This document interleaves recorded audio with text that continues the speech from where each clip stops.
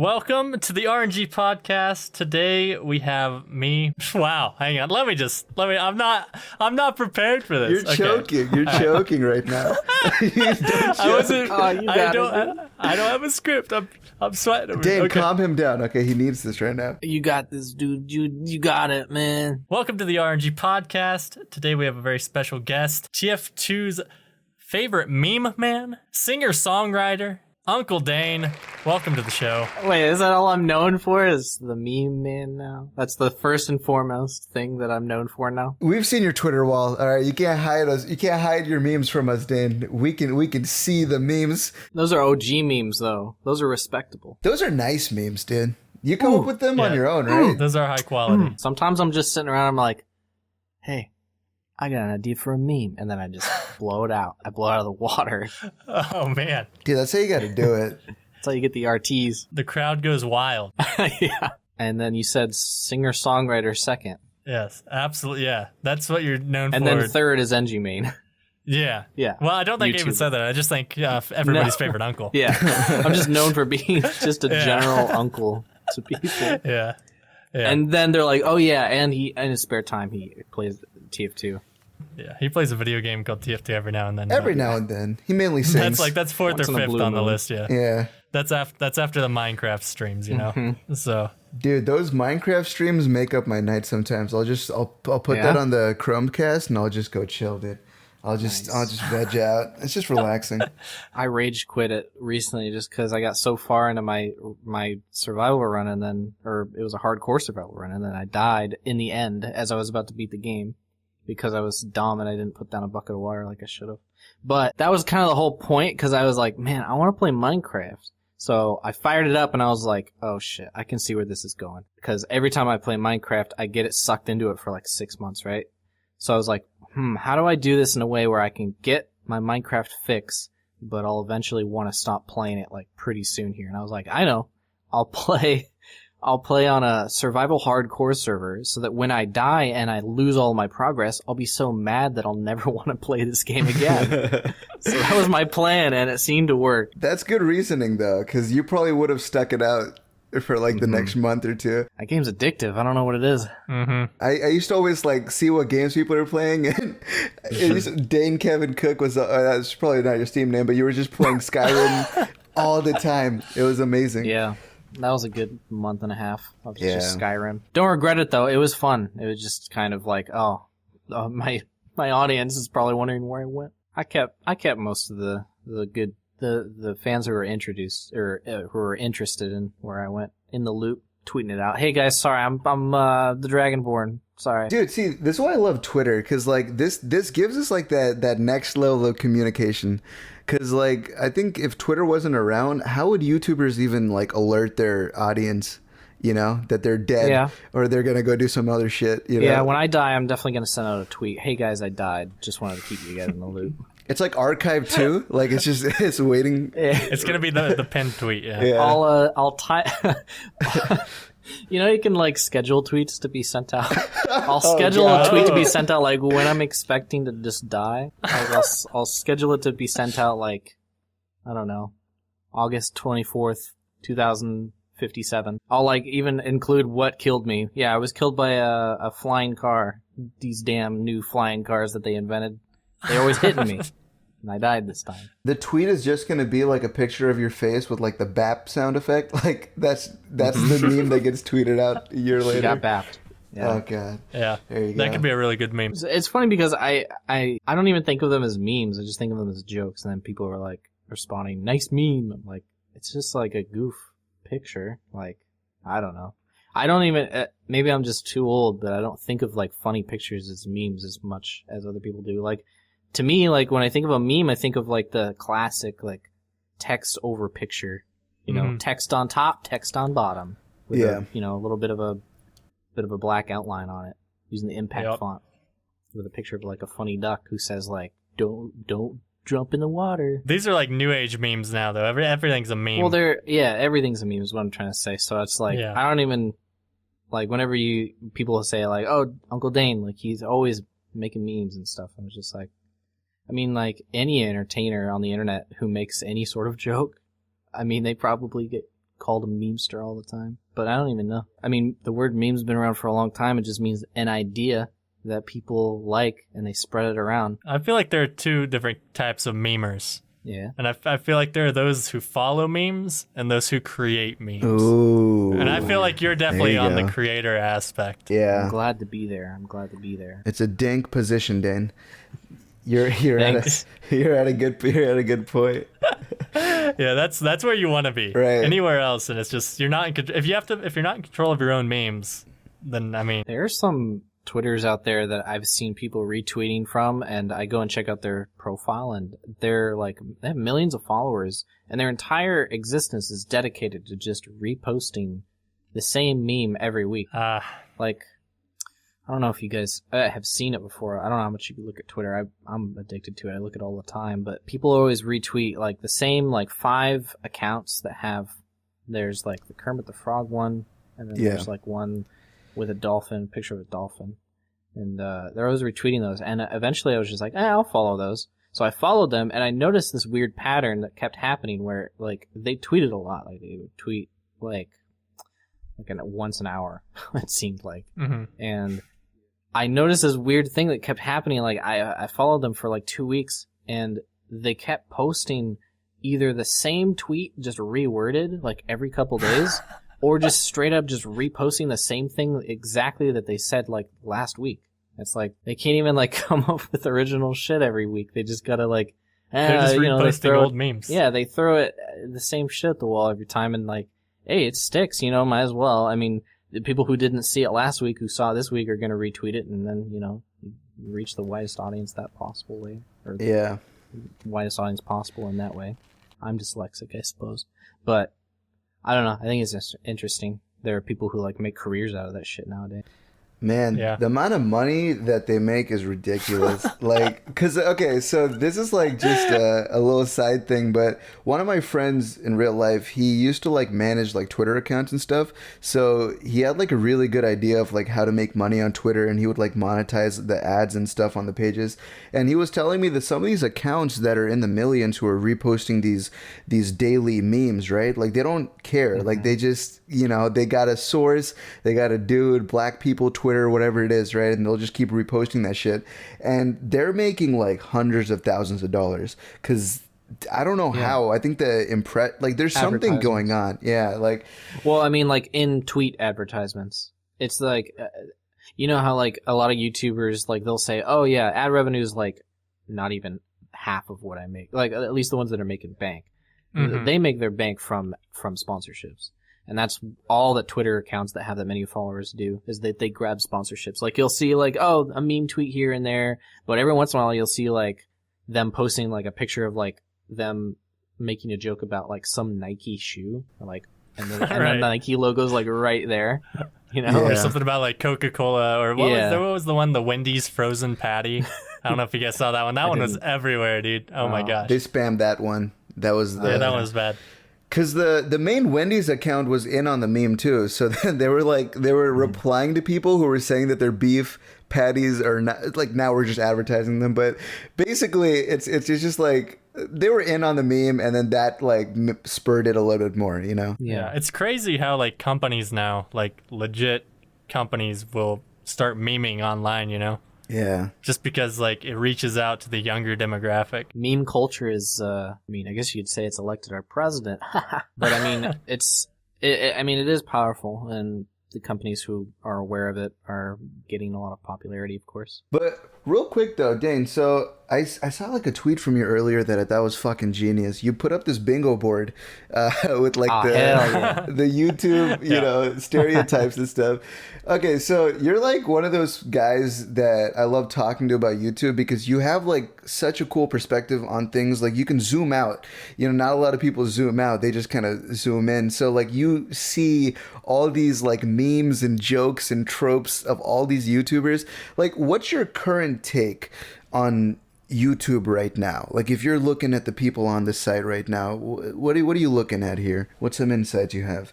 I don't know. I feel like I've been like watching YouTube for so long, like since it's been out, and you kind of notice patterns, I guess.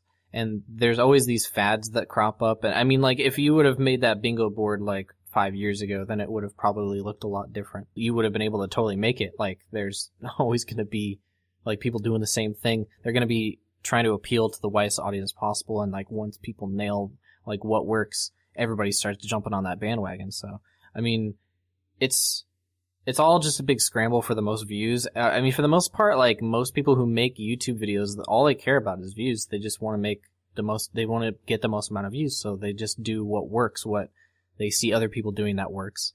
And then that becomes popular. And then even if it's kind of like shady, or even if it's some sort of like kind of, I don't know, in my opinion, shitty thing to do, just kind of like manipulative. Because I personally, whenever I look at a YouTube channel, I can see them like blatantly trying to manipulate their audience for their benefit. Like, I get turned off by it a lot. So, but a lot of people don't care about that because they're desensitized to it. Like, a lot of people do it, so a lot of the audience doesn't care anymore. Like, for instance, clickbait. I mean, it's a hot topic. Everybody's like, don't clickbait, blah, blah, blah. But I mean, like, everybody does it, so therefore it doesn't matter. Like, PewDiePie does it every fucking day. So, I mean, what are you going to do? Like, you're going to complain about it? Like, it's not going to go away. So eventually it's just like, you either got to complain about it, or it's like, yeah, if you clickbait your videos, like, it definitely says a little bit more about you than I thought. I mean, I kind of get the impression that you care a little too much about the money-making aspect or, like, the views aspect than the just making a straight-up good video aspect. Like, you're not confident in your video's ability to grab people's interest, so you have to, like, make up for it with, like, some clickbait. I know this might sound like I'm digging on you, Roger, or something, but I'm not. Like, I understand why people do it. And honestly, like, I wish I could get away with it, but I would just hate myself. When it comes to clickbait, I have this thing where I like artistic clickbait. I think because, like, dude, you can go deep into this meta, right? So I think an artistic clickbait is one of your videos that I saw that I really liked. Your Widowmaker video where you just put the infinity sign on it as the title. See, that to me is artistic clickbait, because it's like you're not blatantly being like 100% legit Widowmaker hacks, like, but like it's just straight up like a fucking infinity sign. That's it. Yeah, it creates curiosity, right? Because they're like, oh, what the heck? And then it's just a straight up, the thumbnail is just a picture of a Widowmaker gun. So yeah, I know what you mean, and I have been trying to do that a little bit with my thumbnails, because I do notice that thumbnails that I've been making for the last, I don't know if anybody's even noticed at this point, but the thumbnails I've been making for the last like 2 or 3 years, I always do the same formula. I get, somebody who knows how to do SFM, who's very fast at it, who's very talented at it. Usually I have like 3 or 4 people on my friends list who are available at any time of the day. I message them and say, hey, here's what the video is about. Here's my idea. You can throw in some ideas of your own, but I need this but in like a couple hours. And they're like, okay, I'm on it. And then they pump it out and then they give it to me. And then I choose, is this the kind of video that I want to put text on the thumbnail? Is this just going to be good on its own? Stuff like that. Yeah. And then I throw it up there. Usually it's a picture of my engineer with, the classic Uncle Dane loadout, and then like maybe some text like to support the title. Like the title will say like, Engineering 101. Metal management, and then in the thumbnail it'll be a picture of like me doing something related to that, and then in the text it'll be like something simpler, like a simpler version of that, like metal management. You could say like how to, I don't know, build tips or something, yeah. Something simple.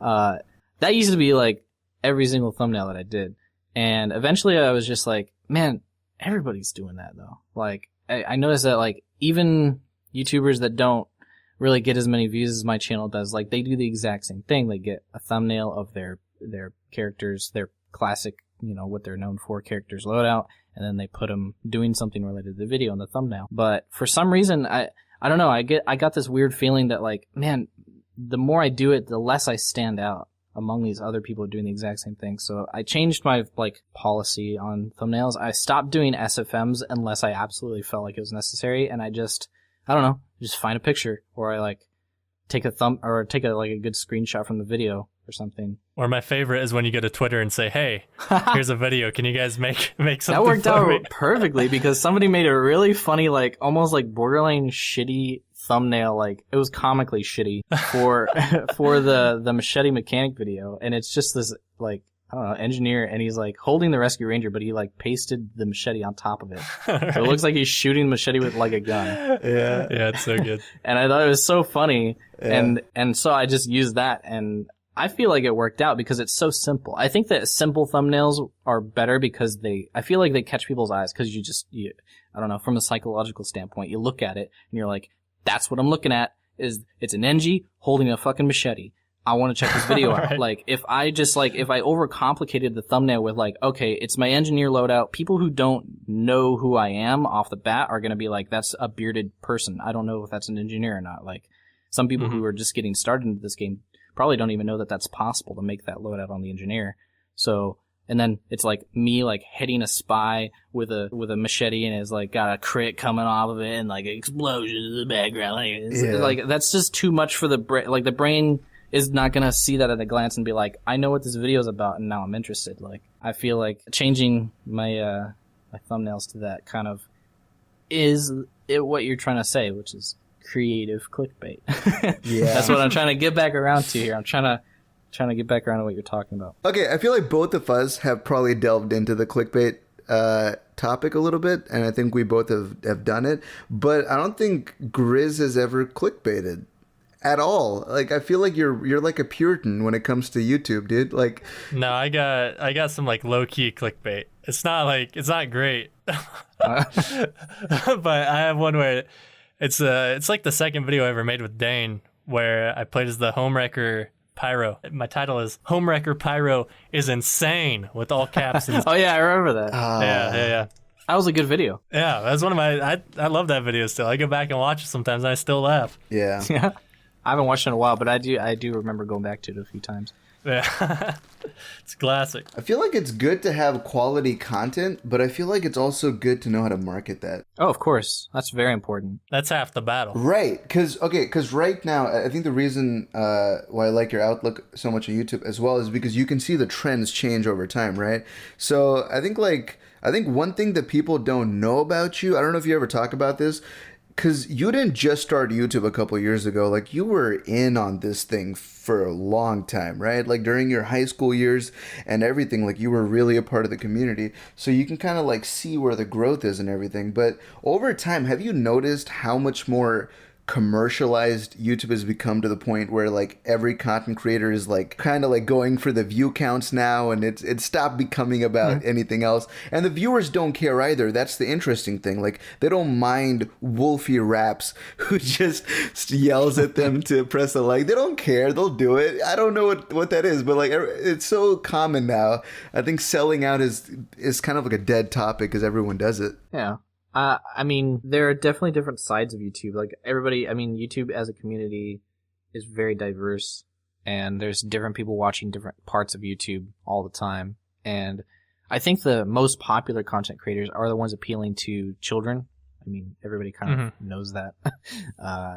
So that's a pretty damn big market because a lot of kids watch YouTube, and a lot of people who know how kids' brains work know that they don't care about pandering. In fact, they like getting pandered to because they don't view it as like a shitty thing. They're like, hey, that's what I want. And then their brain stops there. They're like, I'm seeing what I want and I like it. And then they're like, give me some more. And then they give them more. And then that's as far as that interaction goes. But I think people more, into the later teens and adults, they understand what's going on. Like, you're not going to go, into a room of adults and you're not going to be like, smash that motherfucking like button. But like, nobody's going to do that. And all the adults are going to be like, yeah, let's smash it. Like, that's not going to happen. Like, they're definitely going to try and, appeal to that audience. So there are certain YouTubers who want to appeal to that audience, and they do.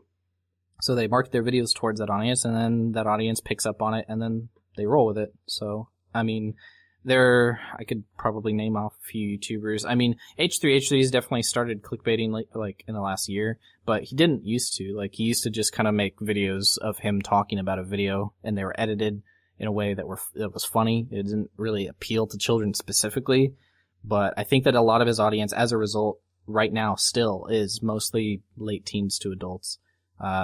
Same could be said about video game Donkey in a way. He doesn't clickbait a whole lot. but his videos are still funny. Like, his personality appeals to pretty much everybody, so it works out in that way. If you know Donkey, then you like him. So that's all, and that's what he's basically worked off of this whole time, is like, if people like him, so they keep coming back. He doesn't really have to like shout it in his video title, like, come watch this video. Everybody's like, it's a Donkey video, I want to go watch it. Yeah. Right. So, and I feel like you're kind of like that in a respect, and that's one of the things that I really like about your content, is that you could pander to like children or to a certain audience, and you could, churn out live com after live com, and like you have the occasional one, but it's not what the bulk of your channel is about. mm-hmm. And I like that when you make a video, you're making something that you think is good, and like you spend your time and effort on it, as opposed to just turning out video after video to make money. Yeah. No, I definitely strive towards that. I'm glad that you guys notice. I know that there are people that notice, they probably just don't mention it, but I mean, I can't help but have people who are, younger watching my videos, because TF2 it's a free game. It appeals to everybody. So I have a pretty wide scale of age, or pretty wide age group watching my videos. But most of the people that probably talk about me are probably kids. Yeah, most of the people that watch your videos are probably there for the music videos, right? Since that's what you're known for. My music videos? Yeah. Yeah. Singer-songwriter? I haven't made a music video in a long time. It's hard to make music videos for those songs. I wish I could do more. Right. I guess I meant songs. Yeah. Instead of musical videos, I guess. Musical videos. Videos that have music. Yeah. I think one of the coolest things about you doing music is like, okay, I don't know if this is like a real life fan thing or like a troll moment, but remember when we were at PAX last year? I remember which one? Wait, which one? 2016. Yeah, there you go, that one. Wait, was it? It wasn't last year then. I thought we. It's when Scott wasn't there. Mac was there. Oh, yeah. Okay, so that was last year. Last year. Yeah, and I don't remember where you were. You weren't in the hotel room, but everybody else was. Mm-hmm. And you walked in, and we were listening to the Uncle Dane mixtape. Oh yeah. Yep. You guys were like, what? I like listening to when I was not there. How did that make you feel, though? Because you're a songwriter extraordinaire. At first, I low-key thought you guys were, like, in there just, like, secretly making fun of me, and then, like... And then I was like, oh, wait. No, if they wanted to make fun of me, they would just do it to my face, I guess. Nah, you missed the making fun part. We were doing that right before you walked in. I mean, like, that's what it's there for, though. I mean, a lot of people, like... I don't know. I still get people who are just like, man, this shit's cringy as fuck. And I'm like, yeah, that's kind of the point, man. You're just having a good time. A lot of people don't understand. I mean, yeah, a lot of people just don't understand. Like, I think that cringy stuff is funny. So, that's what I'm gonna make. Like, I'm doing, like, I'm not trying to, like, be like, I'm being cringy on purpose. It's just, like, I honestly think it's funny. There's songs that I've made that I haven't released that, like, just mostly because I don't think they're good enough. But I make them in my spare time because I think that they're funny. And then I listen back on them and I'm like, oh my god, this exists. And then, and then, like, later, maybe I'll be like, this will be something that I want people to hear. Like, for instance, like, the Drake, the very first Drake, that I made. I made that, like, as, like, just because I wanted to see if I could do it. And then, like, Dapper Dog was just like, I'll auto-tune it because I want to practice auto-tune. This was back when he still did music. And he did it. And I was like, this is funny. And I, like, made it unlisted, and then I just posted on Twitter, be like, this is just a funny goof that I made. And then 3 months later, I was just like, enough people liked it, I'll just put it out there. And then I thought that people would hate it, to be honest, but at the time, I guess I just didn't care. That was a good choice you put it up, though. That was a really funny video. Yeah, and there are definitely, like, times where I'll make something and then I'll be like, my audience is not gonna like this. And then later I'll look back on it and be like, what are you talking about, Dan? Like, people want to see stuff from you, you idiot. Like, just put it out. Like, doesn't matter if you think that people are gonna be like, I want the old Dane back. Like, it's just like, just do it. Doesn't matter at this point. So that's what what happened with that last video that I made about the commentary on the animated shorts. Like, the entire time I was making that, I was just like, this is going on my second channel. Like, this is not a main channel video. And then, like, by the end of it, I was just like, I've worked hard on this long. I spent like 6 hours editing it, and I was just like, I think the majority of people who watch my channel could get a kick out of this. And I was like blown away by the response. Like I haven't said anything on Twitter. I think I will. But I just wanted to like thank people because there are definitely times where I'm just like, I don't think people are going to like this, so I don't work on it. But then I always remember that like I have an audience that is going to be responsive to the videos that I make. I feel like the Uncle Dane channel is typically known for engineer gameplay, engineer tips, tutorials, that sort of thing. So do you feel like that video is just like way out there for some of your viewers? Like they see it and they're like, whoa, this is like way out of left field. Yeah, a few people have already commented and be like, I thought you made engineer videos, dude. But I was just like, yeah, I mean, I guess you're right. But I mean, it's kind of like a good feeler in a way to kind of make sure that, hey, maybe when I do run out of like engineer content in like, you know, a couple of years, I'll still have people interested in watching other stuff that I could make. Cause I can do that for a pretty long time. Like just comment on stuff. Like I think that I have the sense of humor for it on my good days. So yeah. I remember when we were catching up yesterday, I told you that I really liked your live commentaries, and then that's one of those things that I feel like you're probably thinking like, who would like this? But it's pretty good. You definitely do have the commentary and the sense of humor to pull off jokes on the spot like that. So well, thanks. I'm trying to get better at it, but I don't do it enough.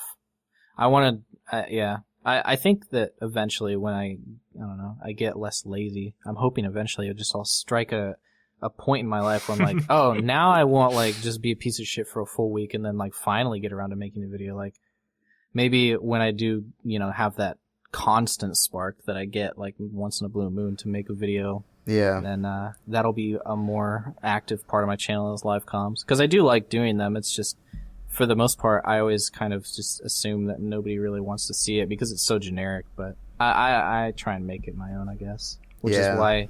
I add those goofs in there with the Twitter questions and the I don't know, the bits with funk and stuff. So I think I don't take you for someone who enjoys putting up generic stuff, but when you do though, it works anyways. But something recently that I know that you've been trying to cook up is that TF2 RPG video, which I'm so excited about that. Anything but generic. I was hyped. Like I was telling Grizz about that too.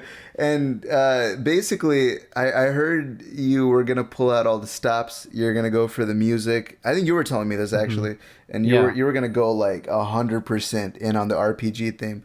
Like, can you tell us a little bit more about that? That's kind of interesting. Of course. No, I'm excited about it too, and I don't want to like overhype it just in case it doesn't work out because I haven't even finished writing it, but because I haven't finished writing it because I'm paranoid that because it's taking so long to make the other assets that are going to be used in this video, like the drawings, the music and stuff, that I haven't started writing it because I'm paranoid that like right as I'm working on it, Valve's going to come out with a huge update and they're going to add they're going to change all the engineer weapons or something and I'm going to be like, okay, well this stuff doesn't apply anymore, so I have to like rework it.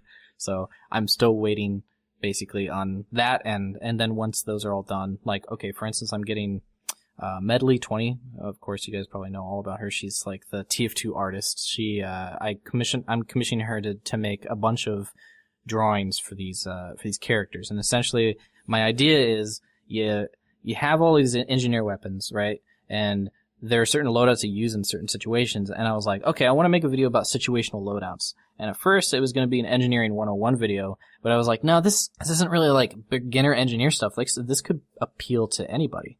So, I was like, well, how am I going to make a one-off video that's like not just an engineering 101, like, but just kind of like more entertaining? And I was like, okay, so, the engineer who's got, who wants to defend on Badwater, he's gonna, Badwater last, he wants to, basically have his gun tank a lot of damage. So he's gonna use the Rescue Ranger, the Wrangler, and you could use either the stock wrench or the Southern Hospitality, depending on what you want to do.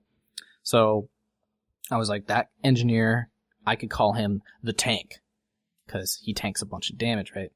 And then I was like, okay, so what's the other, like, what's the polar opposite of that? Well, I guess you could call him like the battle engie or something. I was just like, this is starting to look to me like I'm making up these like individual characters who have different like abilities, right? Because like the engineer, he doesn't the battle engineer, he's not like super tanky, but he puts out a lot of like close combat damage and stuff. Like you're not going to see a rescue ranger engineer getting into the battle and trying to shoot people, right?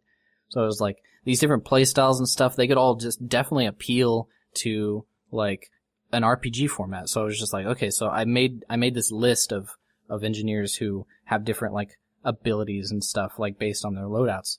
So there's like the Eureka Effect engineer. I called him like the escape artist, and like his deal is that like he can get out at any time. Like he can get out of there if he gets overrun and stuff, and like that's his power and stuff. So that's cool, man. Like you have, dude, it's insane how much you're able to take the game TF2 and like manipulate it into so many different other like forms of genres or entertainment. Yeah, just not even TF2, but the engineer in general. You know, like it's not your channel isn't just TF2; it's engineer focused. You know, Mm-hmm. so it's like it's interesting how you can put out so much content about just one class in one game. Well, like, yeah, I have like a main theme with the engineer thing, but for individual videos, I always try and go for a secondary theme. And the secondary theme could be anything. It could be just a movie. Most of the time it's movies. You know, with Back to the Jag, I was like, oh, because the Jag used to be bad, or at least not even that useful, and then they made it really good. But I had already done a Jag video at that point, so it was just like, we'll make a video called Back to the Jag. Kind of sounds like Back to the Future. So I made the thumbnail, you know, coming out of a DeLorean with the Jag, and then the intro music is like a remix of the Power of Love from that movie, stuff like that. And then, you know, you could also take the Frontier Justice video. I was like, well, like revenge, like that's the theme of the weapon. I was like, one of my favorite movies, Kill Bill, that's a revenge film. So the intro is basically just a recreation of the intro to Kill Bill Volume 2, but with Stabby Stabby instead of Bill. So I like stuff like that. Like I feel like it makes the video more interesting, because if I just come back every time where I'm just like, hey, what's up guys, Uncle Dane here with a review of the Frontier Justice, like people are not gonna want to watch that. So yeah, I'd never noticed that until you mentioned it. Like I noticed that you have that extra element, but I guess I just never really keyed in on it. And now that you've said it, it's just like, oh, you know what? It's to just keep people watching, because I want people to be like, I like, there's because it's hard, look, balance to strike, because you should have a theme for your videos, but if you stick to your theme, you kind of might start to wander into like repetitive territory.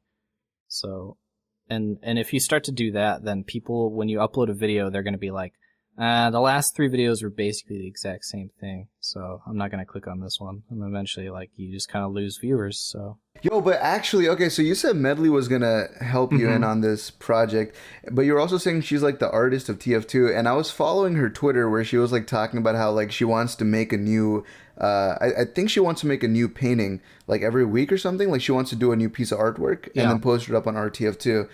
So she's basically established herself as the official TF2 artist, which I think is dope. Like she's really talented. Of course. But, okay, so if you had to say your role in TF2, like what would you say that role is? My role? I personally have always thought of myself as just the engineer guy. I don't really know what my role is beyond that, though, because it's interesting, because a lot of people have pointed out to me that as it stands, I'm currently the person with the most subscribers who still does only TF2 videos, who isn't Sin. And Sin's channel is like kind of a one-of-a-kind thing. He just kind of is like a meatloaf channel. He's just a mishmash of everything. But as far as like everybody else has kind of either moved on. Like the only person I can think of is Muselk. Is there anybody else that I'm Funk thinking also of? doing it? Well, Funk's... Oh, no, Funk's you're a saying little... people who aren't doing it, right? Well, yeah. Well, Funk, yeah, I'd still consider him a TF2 YouTuber, but he does do variety stuff. But at the same time, like, even if he was just a TF2 channel, he's still, like, I don't know, 50 or 60K behind me in subs as far as I know. Yeah, so whenever people point that out to me, I'm like, well, that's weird, because, like, I'm an engineer-only channel, like, does that mean that I have to start branching out? Because I have like this responsibility to be the entertainer guy for TF2 community, like the TF2 YouTube community. But like, I don't know, because I can do it. I feel like I have a lot to say about other classes or other aspects of the game, and there are definitely going to be videos that I make about not engineer stuff. Like I've already done a video about why I don't like capture the flag as a game mode for TF2. I'm definitely going to be making other videos that are not necessarily about engineer, that are just kind of about the game.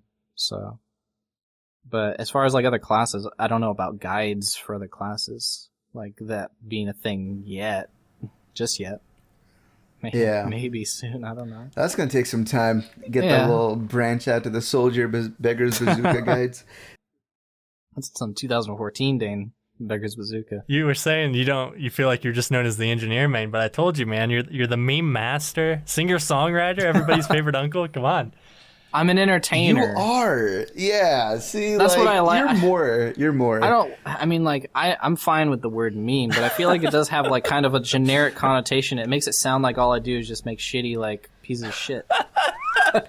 Like I don't want to believe that. I want to think because most memers do that. Yeah, so that's what I'm saying. Like when somebody says, "Oh, he's always memeing," I immediately think of like, "Oh, he makes like compilation videos of like funny like air horns and like MLG." Blah, blah, blah. I mean, hey, you could go down that route, you know. I did a video like that. Like it was like one of the first 10 videos I did actually. The sad thing is it would work too. Yeah, you could probably pull that off for a while. I'm at a point where anything I make, there's going to be like at least 50% of the people who watch my channel and be like, "This was good," but I'm still going to be disappointed in myself. Before we kind of dive back into the talk, because I want to get back into TF2, I do want to say though, so I was telling, it's like a side tangent, I was telling Grizz in a previous podcast, so I'm thinking of doing some new content, and then he brought up that subscribers are really important, that they're kind of like your life and blood on YouTube. But I told him that like my view is that they come and go in terms of like, 2 years ago, I never had any of this, right? So, 2 years ago, I don't think any of us in this call right now had no expectations for what would happen to us on YouTube. So like we all took our different paths and trajectories, and it's fucking insane to see where we're at right now. But would you say, like, how surprised are you in terms of how far you come if you compare yourself to like 2014 Dane or 2015 Dane, back in the day when you didn't have a following like this? I'm surprised. I mean, I have twice as many subs that I thought I would be at by this time, to be honest. I thought I can get to 100K. Once I started like getting to 50, I was like, I can roll this all the way to 100, and then I'll probably just plateau around there. But to think that I'm probably going to be hitting like 300K in like, I don't know, a couple months. That's just insane to me. I don't understand. Like, I mean, I do like try my best to appeal to people every time that I make a video. But for the most part, I never really imagined that there would be this many people interested in engineer, to be honest. Like, I thought more people would be interested in like the more, I don't know, the more interesting classes to play. For some reason, like, I assume that people don't like to play engineer, but there are a lot of people out there who do like it, so. I mean, do you feel like you have created an influx of engineer players in TF2? I don't really notice it. If I have, there's always been the same amount of people playing TF2 classes and pubs for as far as I know. But I do get people messaging me every day. Like, you're the reason that I started playing engineer a lot. So I get feedback about that all the time. But I'm not really sure if you take how many people play TF2 every day, like, it has millions of players every year, there's going to be, not even a quarter of that watching my channel, and not even all of them are all like loading up the game immediately after watching my video to play engineer. Yeah, shit, dude. It's just crazy to see where things ended up after some time. Yeah, I'm glad that I have I'm glad that I've inspired people to take up the class. I think it's fun, and that's why I make videos about it. But I don't really expect people. I'm not trying to convert people. Like, you can play whatever you want. Of engineer. I don't care. It's not a cult channel. No, I'm not gonna be like, guys. I want to experience the 2018 where every player in the game is only picking engineer. You're like the High Sparrow of TF2. You're just like trying to excommunicate, trying to get people on your side. Okay, so real quick. So you were talking earlier about pubs and just you're making videos on that because you're more of a... Well, because I feel like you're more of a casual channel. I don't think you're more competitive, but you did say that you wanted to go down that route a little bit, kind of touch that base.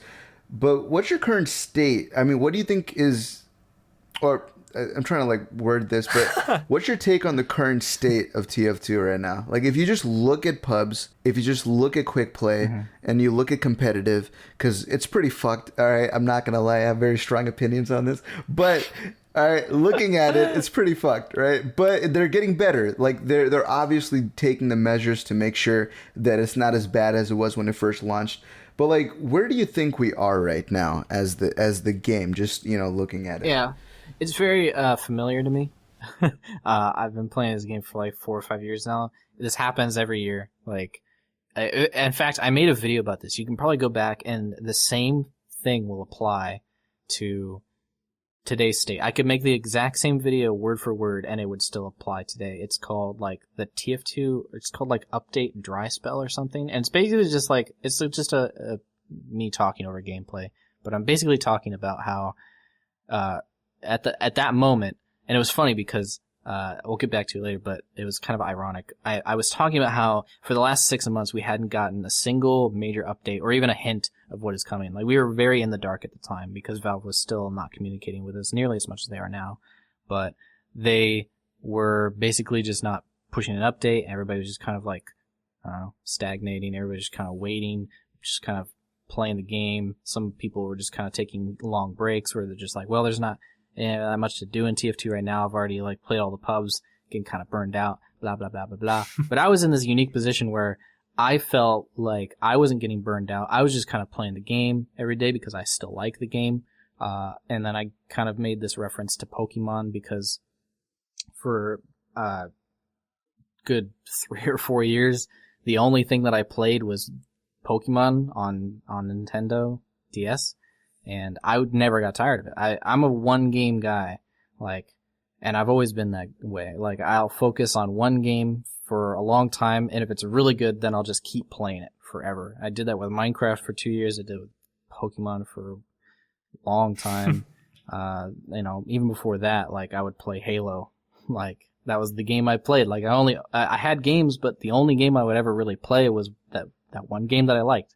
And that's how I am still, and I think I'll never change. So TF2 is like that for me. I like playing it, but I did understand that there was this weird aura within the community where everybody was just kind of, I don't know, they're just kind of waiting. Everybody's just waiting on an update. They just want something new to do. And that video that I made was literally 1 week before Gunmetal dropped. And then everybody was just like, whoa, shit. Let's come back to TF2. It's all new, some stuff. Like, it was crazy. It was the biggest update we've seen. It was like the most different update we've seen. And I feel like that feeling that I had back then when I was making that video and the feeling that I was experiencing with that in the community is very similar to what I'm feeling right now. And everybody's just kind of waiting. Everybody's just kind of stagnating. Like, they're all, you know, taking breaks and going back to other games or, you know, revisiting games that they were playing before they were addicted to TF2 stuff. And then there's people like me who are just kind of just playing day to day. They like it. They hop into a pub for a couple hours a day. You know, and that's just what, then they could be, you know, they could be experiencing the new Pyro update or not. Like, I'm personally pretty patient, so. I've always thought, I always say to people, or I guess Scott and I talk, it's not people, just me and Scott, but we always talk and we just say Dane is like the biggest TF2 lover that we know. Like, nobody else that we can think of likes this game as much as Dane. Like, Scott and I, we both love it, you know. Scott, more of a love-hate relationship. But it's just like, we like it and we've played it a lot, but we feel like when we talk about you and we think about you, like, you still have an excitement for this game. You still enjoy hopping into a pub and just playing TF2. Yeah. Even when I'm not playing it, like, I still like talking about the game. Mm-hmm. Like, I'm definitely, like, in my Discord talking to people about, like, oh, what do you think about the Dead Ringer? What do you think about this? But, like, I still enjoy at least talking about it, even if I'm not playing it. Because, like, I don't know, there are definitely days, like, and I will probably mention this in a video because I think a lot of people probably feel bad for quote-unquote abandoning TF2 for other games, but you shouldn't really feel bad. I mean, even though I claim myself to be like a one game guy. I'm a pretty big extreme in that way. Like you said it yourself, like you think of me as the biggest TF2 Right. player, the biggest TF2 fan that you know. I'm also my own, like I am the biggest TF2 fan that I know. Like I don't know anybody else who knows. Like Banny. That's the only other guy. Banny, yeah. I don't really know him personally, but he definitely loves TF2 almost as much as I do. Well, probably more actually. He plays it a lot more than I do. But what was I saying? You were saying some people feel bad about abandoning TF2. Oh yeah. Okay. So like, I mean, just like 2 weeks ago, I wanted to play Minecraft. I didn't want to play TF2. I just didn't feel like it. Like, and that's fine. Like I feel like TF2, you have to take breaks from it because I will get to a point if I play it for like months straight, I'll start getting more and more tilted at stuff. I don't know why. It's just like I get more and more frustrated at the game the longer I play it in a row. So like I have to just kind of like step back and like do something else, and then when I come back to it again, I'll just kind of forget all that frustrations that I had. I mean, there's still definitely frustrating things about the game still, but it's not as bad. It doesn't like ruin the game for me almost. So, but I do recommend that if people are getting like, I don't know, sick of TF2, like just stop playing it for a bit. Like it doesn't matter. It'll still be there. It's not going to go anywhere. In fact, it'll probably be a lot better for you when you come back because it'll be like almost like a mini nostalgia trip. Mm-hmm. Yeah, and plus that tilt is going to get removed. Yeah, So, it'll be like that's a you'll big come back thing. and you'll forget about all the bullshit, you know? Yeah, the one time you died to a random crit medic bone cell. Well, you're that's just going to like, happen what pretty happened? much every other life. Fuck random crits, man. I know, dude. That's It's like the one. I constantly say that random crits are the one thing that are making pubs for me like not perfect. Like pubs generally, like as it is now. Actually, no. There's two things that I don't really like about pubs right now. The main thing is that pubs die really fast nowadays because of the game coordinator's just fucked up. Like, and they still haven't fixed that. I'm surprised that they haven't. Maybe it's just maybe it's easier said than done, but the game coordinator still needs to be fixed. So that'll be frustrating when I get into like a pub and there's like 3 people on each team. I'm like, okay, so what are we doing here? You know? And then the second thing is random crits. Like they just need to be straight up removed. I'm going to make a video about it eventually. I keep talking about it, but like it just needs to be said. Like the TF2 team needs to know that random crits have no place in this game anymore. Like it just doesn't work. Like if you guys want to make this game competitive, then you need to just remove that. Like, it doesn't help. Like, it doesn't help anyone.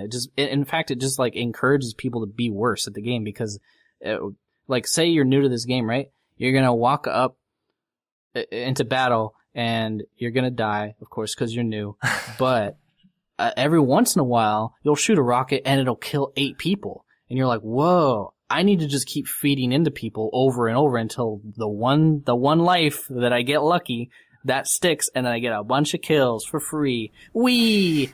Like, that doesn't help, like, anybody's positioning. Like, you need to learn, like, positioning in order to survive. Like, people need to get to these conclusions themselves where, like, oh, in order to not die in this game, I need to, like, not run up to, like, 8 people at once. But, you know, if they run up to 8 people at once and they get a random crit every once in a while, then they're just going to keep doing it. And I think that it's just where everybody's just kind of waiting. Everybody's waiting on this big update that's been revealed by the TF2 team themselves, which is, you know, that's good news in itself. Is that, you know, I went to Valve and they were so open with me about like telling me about stuff that they're working on, and then like a week later, Valve News Network goes there, and then Driller just spills all of these like things about a new update to them. It's just like they're obviously like want to talk to us. We just need to. I don't know. We just need to pester them enough to be like, hey, talk to us, Valve, please. And then they will.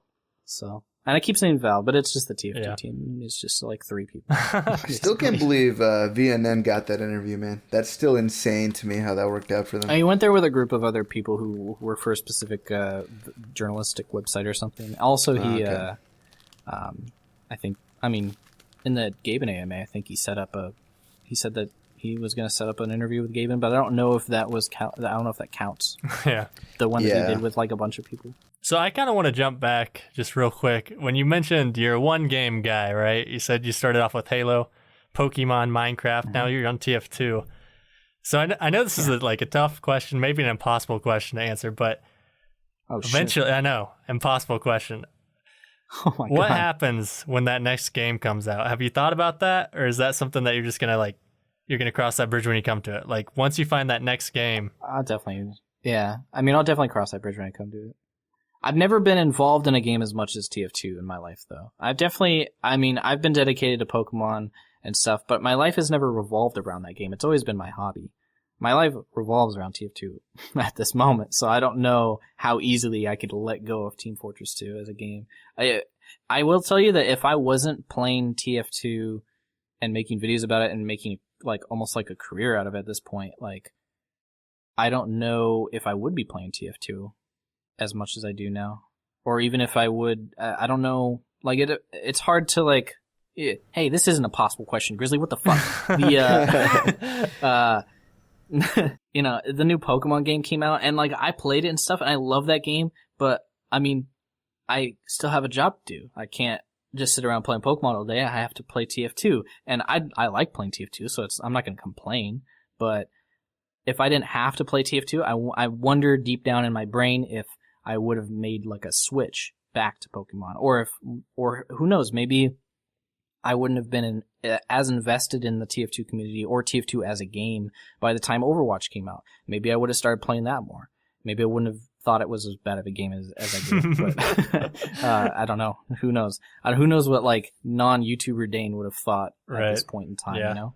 So I don't know. It is hard to answer, but I do think like when that game does come out that I switch to, I think what would have to happen is my channel would have to lose interest in TF2. Like my viewers would basically have to lose interest in TF2. Essentially, TF2 would have to die, is what I'm trying to say. Like if I upload a TF2 video every week and like nobody's watching it anymore because no one plays that game, then of course I'm going to be like, well, this is not a viable career anymore. So I would probably have to get a different job or, you know, sustain myself doing more, you know, video editing work.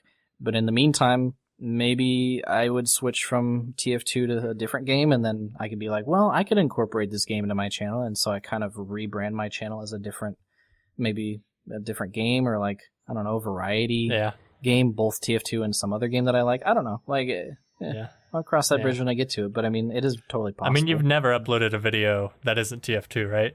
Not that I can think of. I've included clips of other games in my TF2 videos, but yeah, for the most, I think, 100% of my videos are focused 99% around TF2. Oh, okay. So by the way, because you were saying you don't know what the Dane would have done if you know the channel and everything wouldn't have happened, but do you think you would have still kept playing TF2 just because the comp scene interested you? Because I know you're playing. I think you're in Plat right now, right? I don't know how far you are up the ladder. He's got a killer Forest team. I'm on a killer Forest team called Bald Pieces of Shit with Get a Whale and Pazer, and then my friend Juice. And then I'm on a Platinum Highlander team with my friends Pazer and a bunch of other people that I've played comp TF2 with for years now. And yeah, I mean, I like it, but I would like to see the comp TF2 scene grow to be more unified or unified and uniform. Mm-hmm. Both actually appeal. To me, I think that everybody kind of needs to get on the same page as far as like what the competitive TF2 scene looks like, because right now it's pretty confusing. Everybody's kind of like, what do we do? Because Valve's comp looks a lot different than Valve 6 or the Community 6's, of course. And then we have Highlander, and then we have 4's, and then we have people who don't give a shit about comp. So it's like we need to like have Valve. I mean, and they're definitely working on this. And they're just being slow to it because they don't know themselves. They want to experiment and try stuff out and kind of throw stuff at us and see how we react to it. But, I mean, we need the comp TF2 to be established by Valve. Valve needs to say, this is what competitive TF2 looks like. Go and play it. Here's a tournament. You know, go and play in it, see what you can do, see who's the best TF2 guy. So that's what we need. We don't have that right now. So it's kind of confusing. Everybody's just kind of like playing whatever what appeals to them, and what appeals to me is engineer. So I play the formats that allow it. I play pretty much engineer like all the time in 4s, and I play engineer full time in Highlanders. So I think one of the most interesting relationships in comp is the Banny to the TF2 comp relationship, because I feel like like you need him, right? Because you need someone like Banny? him.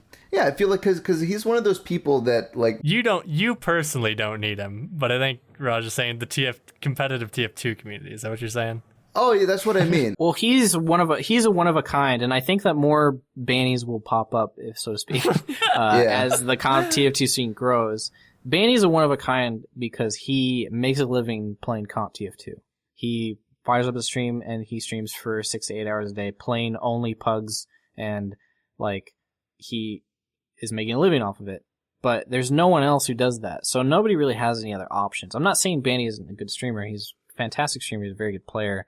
And he does have his faults, and he's kind of a weird guy. But I mean, like that doesn't. But who isn't? It doesn't keep people from. Yeah, it doesn't really keep people from watching because he's very good at the game, and that appeals to a lot of people. Like if I personally like watching him because he's very good at the game, and it's cool to watch someone who's really good. But at the same time, it's like that's our only option. Like who knows? Like maybe somebody will pop up who has the same Banny factor, but he's got something that Banny doesn't have.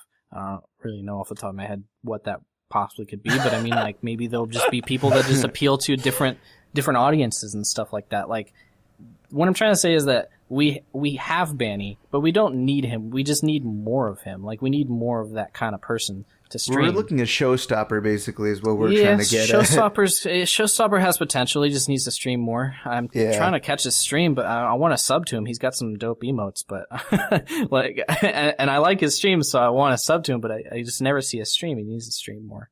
But there are definitely a lot of people. Like AIM is streaming a lot more lately. Like he's a really good player. There's Nursey, of course, has been streaming a lot more, so that's nice. I remember talking to you a while back, Dan, and you always say that it's good when you make a YouTube video and it's going to be informative. It's good to be informative, but it's also good to be entertaining and to be comedic, So I feel like Banny's more on the side where he's just like informative. You watch it just for the gameplay more than you do for his personality. You learn through osmosis. Right. There you go. I don't know where I was going with that. I know what you're saying is that like what Banny possibly doesn't have that somebody else might have along down the line is they're both good at the game and they have an entertaining personality. I personally think that Banny's personality is entertaining to me, but I understand why people would probably be turned off by it because he can be kind of toxic in certain ways. So, but there might pop up somebody who like has everything and everybody's gonna be like, oh, this guy is funny, and that'll get even more people into the comp scene. So, I mean, Banny's a one of a kind in that way where he's got that locked down, but he's not, I mean, for the most part, when people think of comp TF2, they're going to think of Banny, but I would like to get to a point where you think of comp TF2 and you think of a bunch of people who are part of that scene. And I would like to eventually become a part of that scene. I know that a lot of people are like, well, he's just a dumb engine main. He makes YouTube videos. He's very much a casual player because the YouTube channel focuses a lot on casual, but a lot of people probably don't know that I like the comp scene a lot more than the pub scene by far. Like I would much rather play comp all the time than pubs all the time, but I only play pubs all the time because that's what's available to me right now. Like I play UGC Highlander when I have scrims and matches, but I mean like that's basically 5% of the time that I'm playing TF2. The rest of the time it's like, well, I can't really go play a pug and play engineer. Like I could play medic. I like playing medic, but I want to play engineer. Like I'm hoping, when Valve's comp scene comes out, that they'll make that viable for me to just play whatever class I want at any time and still be helpful just by being a good player. So maybe that'll happen, and I hope it does, because when it does, and I think it will, they'll make it so that I can play comp like pretty much every time I play TF2 and still have fun and still have people play against, because right now you can't really there's not really anybody to play against in comp. So it's very rarely an option. Like you have to do it at a certain time of day. It's really weird. And also it's so dumb. Like I'm rank 17. I'm trying to get to 18 so that I can like just get there. But it's so difficult because there's no other rank 17, 18s that nobody is playing. So like the less people who are your rank that are playing, the longer it takes you to get into a match. It takes me like half hour to get into a match. Oh, because God. I'm so high level, like, and it's like, man, I wish I was a low level now so I could play this fucking thing. It gets to the point where I'm just like, I don't even care what rank I'm at. I just want to play. Yeah. You know?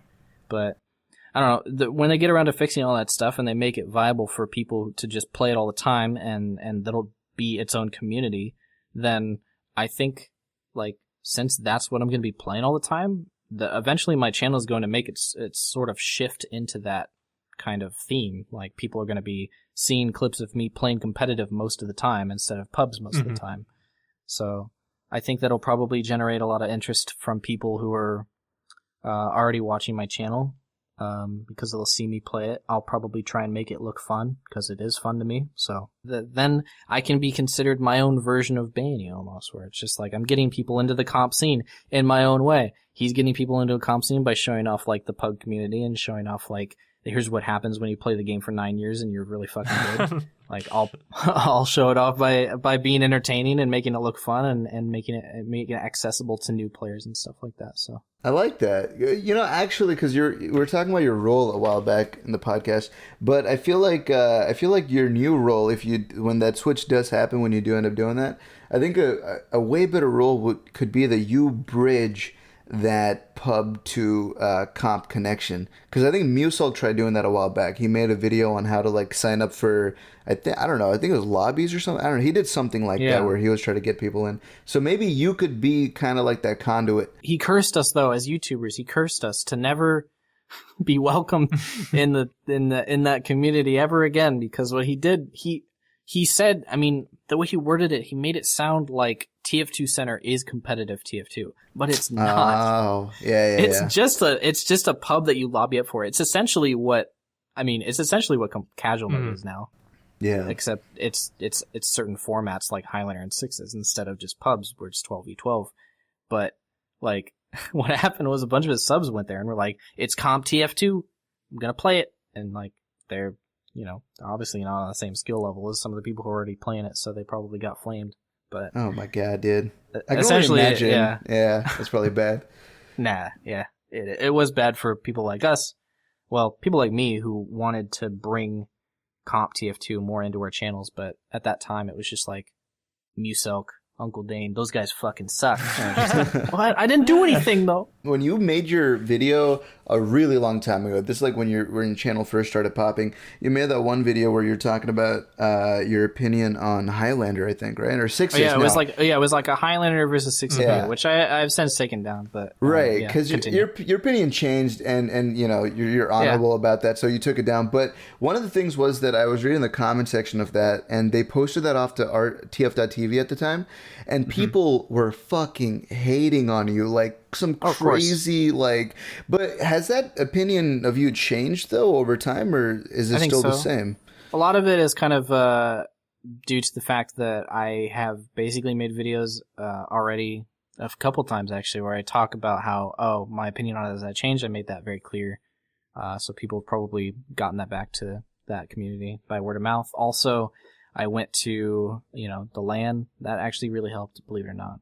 Just meeting a lot of those people in person, and a lot of people, like especially Sammy Face, and like a lot of the people who were kind of in charge of that, like Shunik and stuff, who are kind of like more ingrained in the organization part of the comp TF2 scene. Like they were constantly like thanking me for even showing up, because they're just like, oh, thank you for showing up, because like when people see that you came to this, like that's going to generate a lot of casual people's interest in the competitive scene, because it would be like, Uncle Dane went to this LAN, like.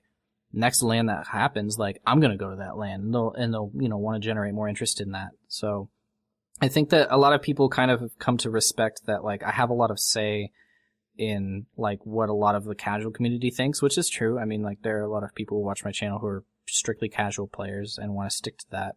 But I do want to let people know that once you get to a certain gameplay level where you're top 3 in the scoreboard every pub, and like you're basically just like messing around and still getting kills, like there's a next step. There's a next step, and it is going to be really fun for you, I think. So hopefully that attitude, I can kind of reverse the negative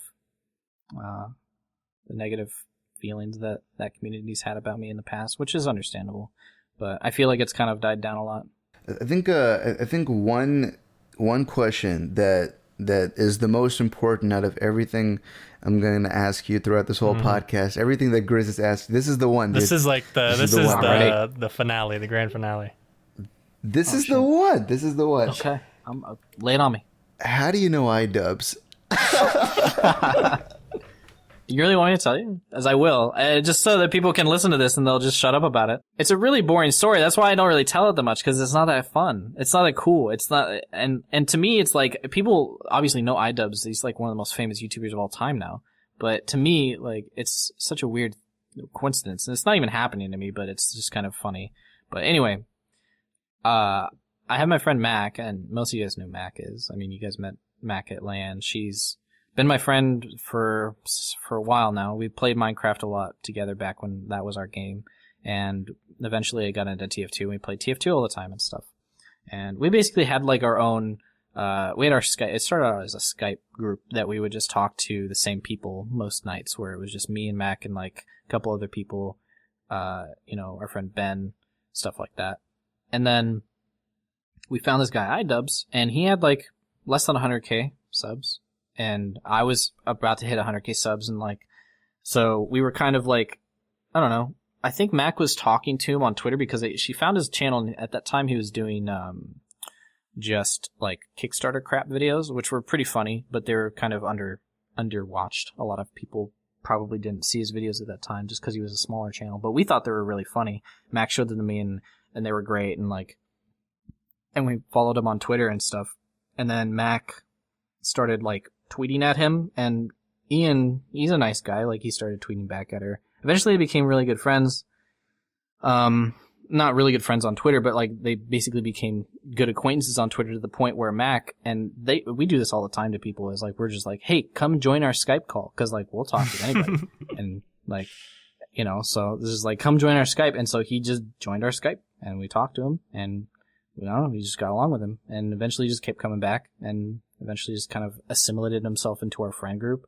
And that's how I met iDubbbz. And then your uncle met a legend. Yeah, and then I mean, it was pretty, it's like, we just, I don't know, back when he wasn't very popular, the Too Long Didn't Read version is, we asked him to join our Skype call on Twitter, and he did. And then now he's just our friend, and now, 2 years later, he's like huge YouTuber, and it's weird to see like I'm gay memes all the time, because like that's just like one of my friends. I don't know, it's just like such a weird thing to like just be like, oh, the fuck, why is Ian's face like graffitied on the side of a building in New York somewhere? It's like, the fuck is going on? What is this universe I live in? I'm happy for him, because he's a very, very funny person.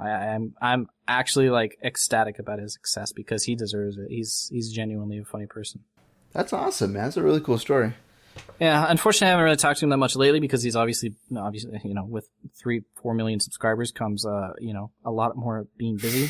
He also recently got a girlfriend, so there's that. He dishes us for that. Ugh. God damn it. You've changed, Ian. God damn it, Ian. How could you? Nah, he's still, we switched to Discord, obviously, we're not in Skype.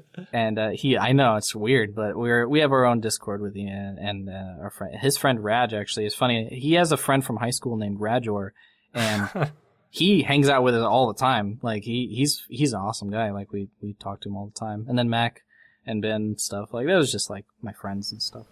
But Ian, he's been super busy. We haven't really been able to speak to him one-on-one as much as he used to. Before, even when he was like above 1 million, 2 million, he used to like come in and just kind of like hang out with us at night. But as time goes on, you get more and more busy. You gotta like, he lives in LA. He probably has a bunch of collabs to do with all these. I've seen him on like all these YouTube channels. He's everywhere. He was on Vsauce. So funny. I was like, what is he's on Vsauce of all things? That's so funny. That's awesome. The H3 collab. Fucking, dude, I was gonna bring that up. Wow. Okay. Yeah. Okay, so he did. Okay, this is gonna be like a weird story, but he did like a collab with Filthy Frank, right? And that's what kind of like got people to watch his channel in the first place. And because he made that video so funny, the cake video, and so people went over to his channel, and he like got, all these like people talking to him, people like messaging him, like other big YouTubers like talking to him and stuff. And we were in on like his reactions to this stuff at the time, and he was like excited, but we were more excited than he was. He was kind of humble about it, but we were just like, dude, I can't believe you're talking to like Sky Williams, like he's Donkey's friend. Get Donkey on the call. Like we were just fucking going crazy. And then he's just like, guys, it's not a big deal, blah, blah, blah. And then like, I think he got a message from like Ethan from H3, and at the time H3 was like I had just discovered his channel, so I was like a big fanboy, and I still am, but at the time it was like mega fanboy. So he got measured by H3, and I was like, holy shit, dude. Like, Yeah. if you do a collab with H3, I will freak the fuck out. And then fast forward like a year and a half later now, it's like, that's like not even that big a deal. Like, Yeah. it's just like, you know, It's using like insane, a bunch of his man. videos. Yeah, it's crazy. Like PewDiePie, like talking about him all the time. Like PewDiePie, it's so weird to me. Like, I don't know. People ask me about it, and I'm like, imagine like your friend that you've always had. Like, just imagine a friend that you've had, and then imagine that he literally becomes a meme. Like, That's just crazy to like, think about. That's just weird. Like, it's weird Yeah. to see, and I've become kind of used to it by now. But at first, it was kind of strange. And at the time, it was just like, you know, back when I did most of my collabs with iDubbbz, he was basically around the same subs as me, so it didn't really feel odd. I think in my original video, I had like a thing at the end where he did some funny voices for me in the video, and that was like the first, like, I think that was the video where he started that Uncle Dan Very Good Century Man thing. Yeah. And at the end of the video, I was just like, go check out iDubbbz. Now it just seems stupid. Like, go check out iDubbbz. Like, you don't know who the fuck iDubbbz is. Man. Yeah, that is weird. Oh, who is this iDubbbz guy? His funny voice was in this video. I want to check out his videos. I think one video that fucking had me rolling was when he did the Content Cop on Keemstar, and you did the song, but like no one knows you did it. But then, I know, yeah. and then when Keemstar actually love sang that on Twitter, and then you fucking Oh, replied man. to it, I was like, oh No, my I retweeted. God. I had to retweet it. Yeah. So good. Dude, do you know who Ray Sipe is? No, I don't. Okay, Ray Sipe is like this weird old man. He makes like videos like once every 2 hours, Whoa, like, and he whoa. posts them on YouTube and Twitter. There's weird ass like 10-second videos of him like putting on a weird hat, and then he says some weird meme. Like he just all he does is he sits in his house, he researches what people are like talking about on the internet, and then he just says it into a camera and does like a weird bad impression. Recently, he sung the Hey Now You're Keemstar song, and I was like, holy shit, Ray Sipe sung my song, I'm so proud. Like, I was so excited. But I told Ian, I was like, don't credit me for that song, please, because I don't want people, like, coming in my channel and be like, Dane, roast Keemstar some more. I'm like, no, that's not what my channel's And when about, you- bro. Like, I just did that When as a you made joke. that song, like, you weren't even talking to him about putting it in the video. Like, he didn't ask you, right? You just made it for fun. No. It was like, okay, so I've done this a couple times actually, where we'll be making a joke in Skype or I guess Discord now. We'll be making a joke, and the joke will be really funny, and then I'll go off on my own secretly, and I'll just escalate the joke way too far. Like, and that's essentially what happened, because we were talking about Keemstar, because at the time he was just being a huge Right. asshole, nobody liked him, and Ian and we were all just like, you know, talking about how shitty it was and like how like crazy that all this drama is going down about him. And then I was just like, I don't know, the phrase "Hey Now You're Keemstar" came to my head. I was just like, okay, I have to write and make that song now and just low key drop it into Skype as a joke. And then Ian heard it and he was like, this is hilarious. Like, and they showed it to like, I think what happened was he showed it to Max Mofo and How to Basic, and they're like, we need to like make this into like a video somehow. And then I think that kind of like fell off. Everybody kind of like fell off of that idea after a while, because they were messaging me and they're like, dude, you have to like re-record it, but we need to like get like a bunch of people to sing lyrics. Like we can get like, you know, different famous YouTubers. I was just like, that sounds awesome. But then I think eventually they were just like, nah, that sounds like too much work for one like shitty meme. And then eventually, like 3 months later, Ian was like, I'm gonna do a content cop on Keemstar, and your song, like, that would be a perfect, like, finisher. And I was like, yeah, go ahead and use it, like, sure. And then I just kind of blew it off. And then when it came out, I was like, shit. So I'm like, pretty much immediately, like, when it uploaded, he had me credited in the description. I was just like, hey, Ian, can you, like, not do that? It's like, I'm proud of what I did, and I think it's a funny joke and stuff, but I think that just for my own benefit, it would be nice if the least amount of people possible knew that I was the one who made that. People still find out, and still, like, you know, when I stream, people come in there like, sing the song. I'm like, eh. No, not today. you make the content just for yourself. Like, you made that song just to be funny for you and your friends, and I don't know. I feel like sometimes you look at people on YouTube and they make the content just for, how we were talking about the views or the publicity or whatever, and like, you're just doing it because that's what you love to do. I agree. You gotta have fun with it. Otherwise, there's no point in doing it. And you can tell when people are having fun with it, which is why I like certain YouTubers more than others, like, because they give off this aura of like, oh, I'm having fun doing this. I don't really care too much about the reception that it gets. I just want to entertain people and make people laugh. And for the most part, I mean, what makes me laugh is what I'm going to be doing. So, I mean, if I make a one-off joke by myself, then eventually it might work itself into a video.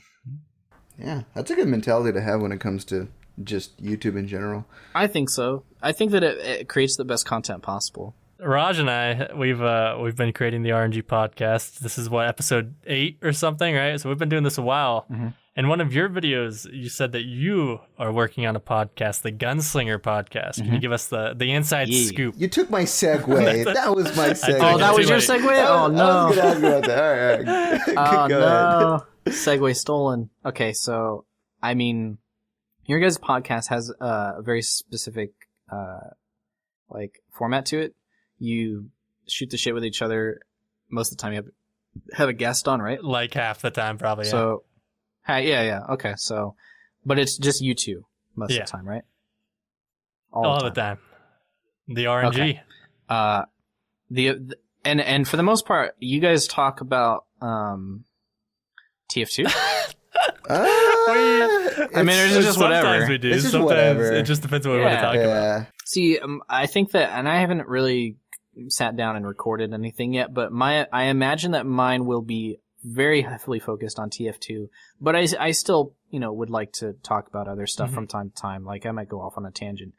But I think the main difference between my podcast and yours and, like, Kritzcast is that it's going to be solo me. Ooh. Pretty much all the time. I might have a guest on every once in a while.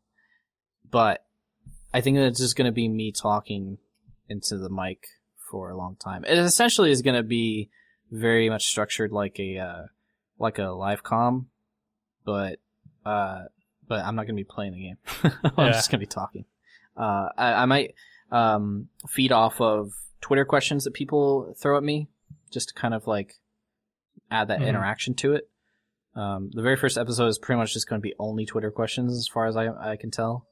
But, people ask me interesting questions. I can probably talk about like one question for like 20 minutes. So that sounds incredibly difficult. I don't know. For me, I feel like it's easier to play off of people. And I agree with you, which is why I wanted to do the question thing. Because otherwise I would have to sit down and be like, okay, what am I going to talk about? And then I'd have to sit there and like look at my notes. But my notes is going to be people asking me questions. I might have notes later on. I don't know. It's very up in the air as far as like a solid format, but I know that the main 3 things is only me most of the time.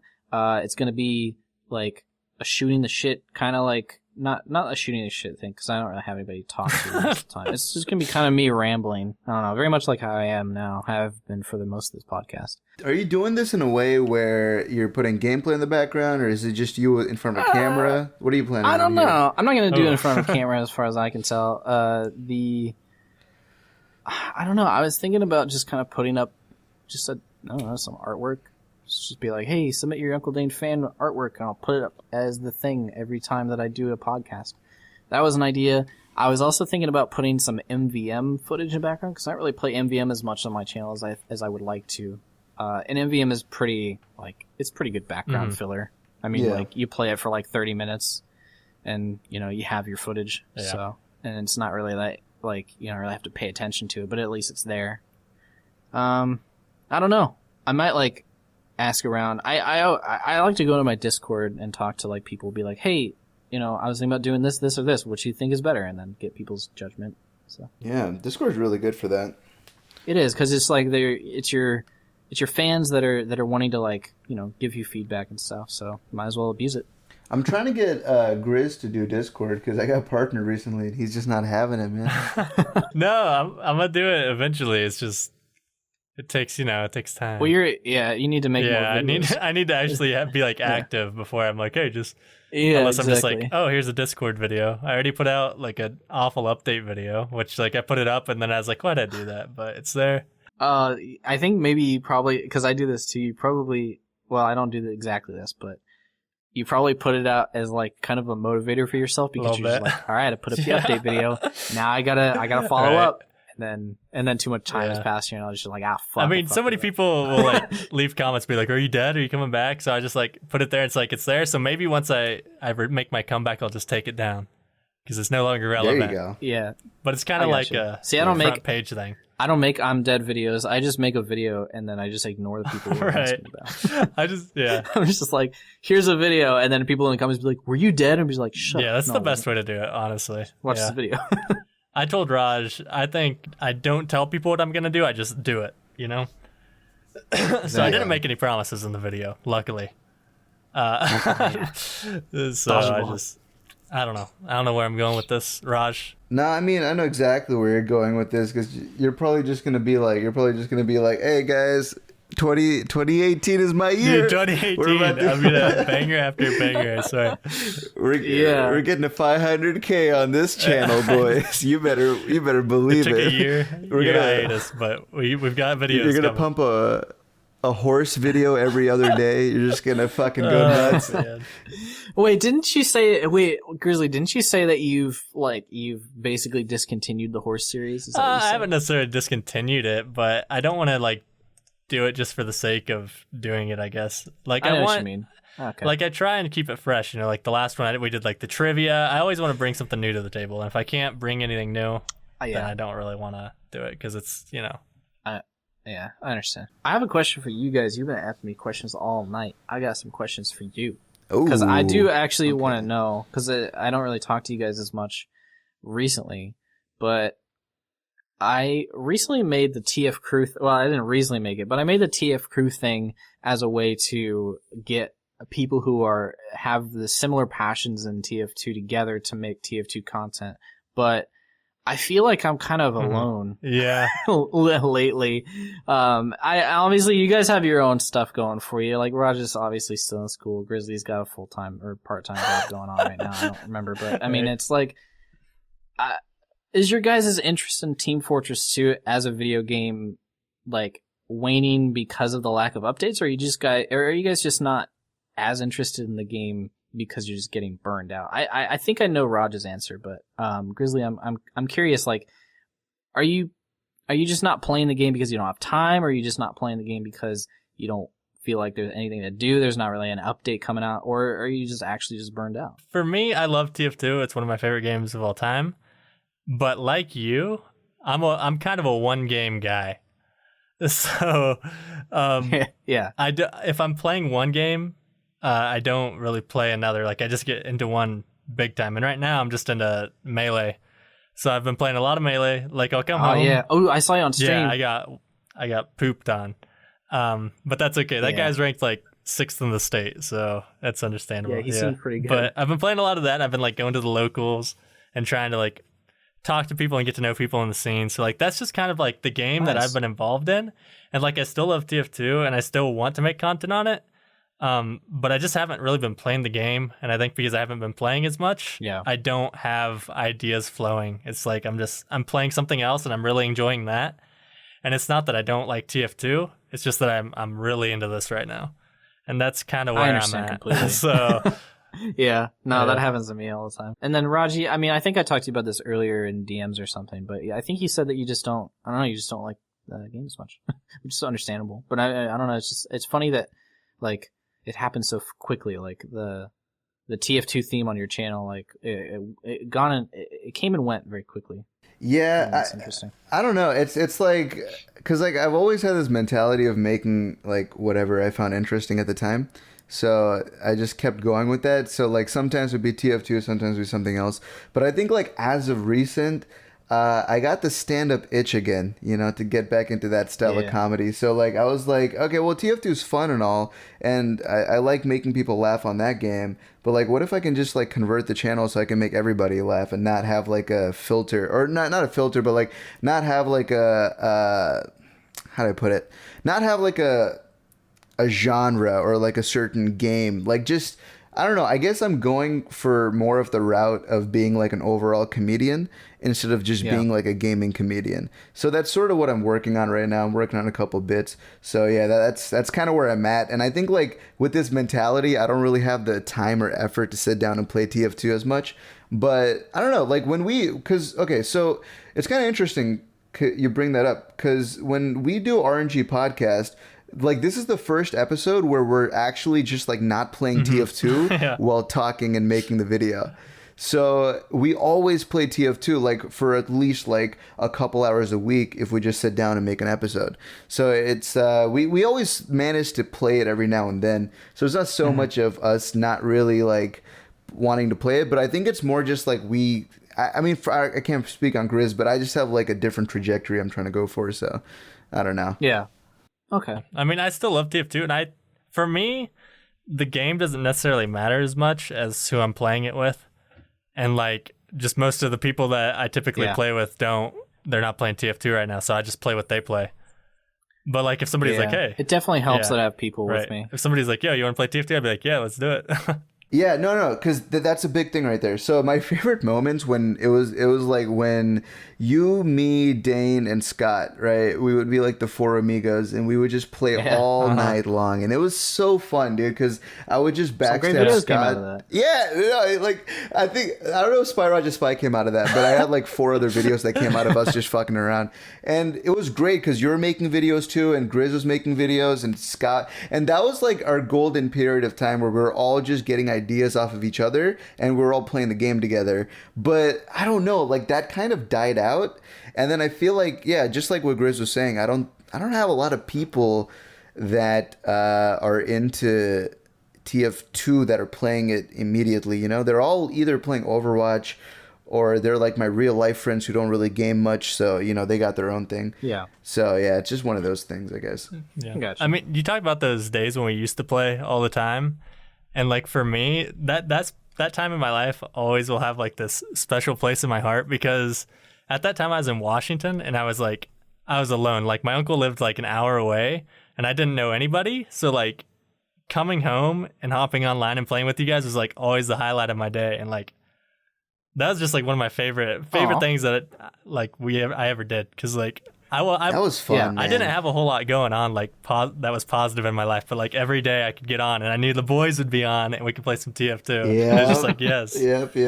It was every night too. Like we would not skip a night, man. It was crazy. I mean, up till 4 or 5 a.m. It was some late nights. It was good. It was real good. And that's another thing, too, because, like, I don't know. I wish we could have those nights again. But Scott, I mean, I don't know if he probably had a kid back then, too. I don't fucking remember. But it's like... I mean, we just all have different things going on. We're just busier. And it's like, we all understand. Yeah, that's what it is. That's what it is. But, yeah, so it's like the golden moments are, not really there. Yeah. I think like the current people that are still playing TF2, they're obviously fun to play with and they constantly play, but it's just like, I don't know, sometimes you just kind of want to back out and, you know, just do other shit too. So I think that's where it comes in. Well, I play TF2 every night with, I play with Pazer a lot. I play with my friend Josh. So if you guys ever feel like playing TF2, just hit me up. And I mean, I'm probably playing with some people, so you just hop in and I'm down. I just want to troll Pacer. I see you hop in every night, and I'm just like, there's Dane playing TF2. I mean, it's fun, and you're right. It definitely helps that I have people to play with. I don't really pub by myself that much anymore. I usually just every time I load up the game, I'll message somebody. Like that's like my routine now. I load up TF2 and then I look at my friends list and be like, who's online? And then I send them a message, be like, I just messaged them one word, game, and then they're like, game, and then with a period at the end, and then they launch TF2, and then we hop in Discord and we play. That's how it's supposed to be. Yeah, that's fun. That's fun. That's how you gotta do it. I don't think because it's kind of like Overwatch. Oh no, well I can kind of play that alone too sometimes, just because mindlessly fucking just doing its own thing. But the game plays itself. Is that what you're trying to say? It literally does, because I don't play, well, because you don't play Overwatch anymore, right? I don't know if you ever really played it. I do, okay. Mac and Jordan, they like playing Overwatch and TF2 on and off. Like they go back and forth, and I play with them when they play Overwatch. And I like playing Overwatch with friends because like it's pretty low key, and they're not. I mean, they're pretty low ranked, so like I don't have to like be the the bottom bitch all the time, like when I play with like Funk or something, who's like super high up there, and like I feel like I'm just like I'm feeding and not doing anything. But but I mean, like, it's a frustrating game, but at the same time, it's less frustrating when your friends are also frustrated, and like you can kind of bond in that frustration almost. Yeah. So unless it's gotcha, because then the tilt just becomes fucking real. Yeah, he gets actually mad, and then so. It's funny, man. But that in itself is kind of funny. Yeah, so. We can bond over laughing at him, but like he gets more triggered. Well, I mean, he's not wrong. I mean, like, why is the tank class an assassin? What the fuck is wrong with Roadhog? He can just one-shot anybody at any distance. That's not right. I don't know if you saw the new bug hero, dude. That thing with the 4 legs. Bug? Oh God, that thing freaks me out. I was like, oh, that's a cool looking hero, and then I saw a full body, and I was like, oh my God, it's like a fucking weird like bug / centaur thing. Yeah, it's messed up. It kind of like gave me the heebie-jeebies a little bit, but I mean, like, she looks interesting enough, I guess. But everybody, I don't know. I've heard from some people that she's pretty OP and dumb. That's how it always is. I don't know very many people who play Overwatch stuff. There's like a Bastion thing that's like the new meme right now. Yeah, I'm very aware of that, and I find that hilarious because like that's so cancerous, and I'm so surprised that they didn't just revert it immediately because it's so bad. It's so bad. Like, why did anything that's a good idea? I don't know if they revert changes halfway through a competitive season. Like they started it up. I don't know if they make changes. Oh no! Like it might just be there. Is this what season 3 is going to be? Maybe. Like? Yeah. The protect the president meta, where that's just like, oh, everybody just fucking protect the Bastion because he'll never die. Once a spider bitch comes out, she's for sure gonna just like stand in front of Bastion with like the fortify. Oh no, that's it, dude. You can't touch. That's so dumb because like you have Reinhardt's shield, you have like you can just put up Winston's bubble. You can just have like 20 shields up. It doesn't matter. It's hilarious, and he can walk around healing himself. Like that's the worst goddamn decision I've ever like it's heard. Just a Mercy in the back with like the 3 shield classes, and then like I don't know, a Tracer dicking around jumping off stuff. Dude, honestly, like on our car ride, I still remember this shit. We were talking about how Overwatch is the Fisher Price FPS, and it's so true, dude, in like every way, shape, and form. Because I can legit go into like Overwatch and not even like put 1 ounce of brain power, and I could still just like do fine. Like it's just an easy ass game, but I don't know. It is. Yeah. It's easy to get into. Which is a good thing for selling it and popularity, of course. So. Yeah.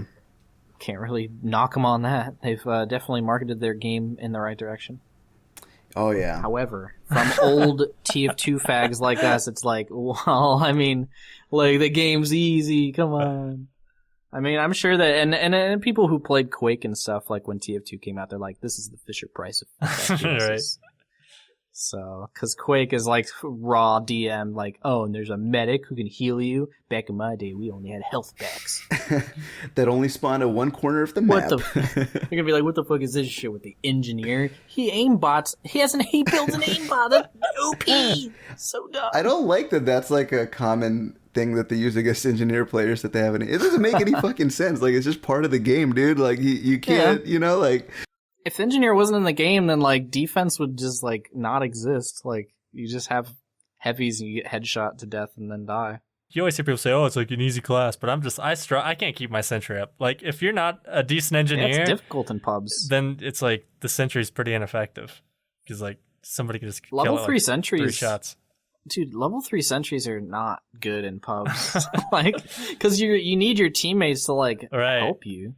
Keep people away from you. Like, you need people to spy check for you. You need people to, like, keep the fucking soldier from, like, standing in the window and shooting your gun over and over. Like, it doesn't work. Like, it's so annoying. Like, on Battleware Last, you, like, build, like, far back, and then, like, a soldier, like, jumps up to the map room, and he just, like, peeks his head out the window and just, like, shoots 4 rockets at you, and your team's, like, doesn't even notice. I don't know. Like, or they notice and they don't care. They're like, well, he's not shooting me, so you're like, well, fuck you guys, then I'm just gonna play soldier because that's the easy class. Shoot feet, get kills. Might as well. But just for the sake of me not dying during the edit, we are 1 hour and 40 minutes into this. Dane, I just want to say, man, this has been a really fun conversation. Like, Yeah, I always enjoy our little talks, and I'm glad that you were able to record it so that people can get in on it. exactly. You know? This is that raw. See, this is just a recreation of like us driving to PAX, or like, I don't know, like basically just hanging out at your house at like before PAX, like both the last 2 years. Is basically just what we talk about. Our conversations are lit every time because I feel like you know the memes and you you know the memes. You could say we're just a couple of meme fans just hanging out. It's true. A couple of memers, dank memers. I don't know if we upgraded, but not too sure. Smash that motherfucking like button if you think we're dank. Tell them to leave a review on iTunes. 5-star. Okay, this is like a thing, dude. We always say this because I don't know how many reviews you need for like the customer review thing to show up, but like we only have one guy who reviewed us that says 5 out of 5, and the guy just said that, oh yeah, this is a thing. Like, what do you say? The one-stop shop for all things TF2, right? I think, yeah. And then that's our slogan. Basically, like, I don't know, man. We don't even talk about TF2. This guy thinks it's a TF2 podcast, but we do have Dane, which makes it TF2. So I guess this kind of works out. We have TF2 related guests, yeah. Smash that motherfucking 5-star button on iTunes. That's how we got to do it. All right, so a customary way to end this off, Dane, is well, I mean, if we were all together, I'd say that let's all put our hands in the center, and then on the count of 3, I forgot we yell at RNG, right? But you know, this is virtual. We got to imagine this. So we're gonna do a little countdown at the end. We're gonna yell at RNG, and we're gonna end off this podcast. All right, so, here we go. All right, 1, 2, 3. RNG. Fucked up the timing on mine, but go team. Well, you can edit it so that we. I'll just prolong my voice and just stretch it out. RNG. That was perfect.